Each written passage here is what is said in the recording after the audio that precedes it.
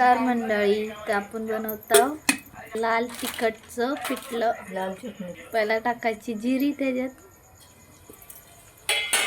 पुन्हा टाकायचा कांदा, पुन्हा टाकायचा लसूण, पुन्हा टाकायचं टमाटर, पुन्हा हळद टाकायचे, पुन्हा लाल तिखट टाकायचे, चवीनुसार मीठ टाकायचं आहे, पुन्हा बेसन टाकायचं आहे,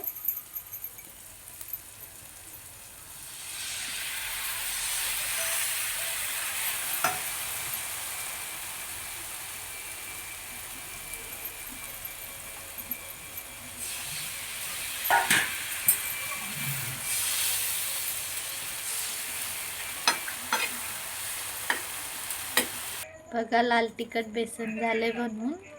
तुम्हाला आवडलं असेल तर लाईक करा, शेअर करा, कमेंट करा.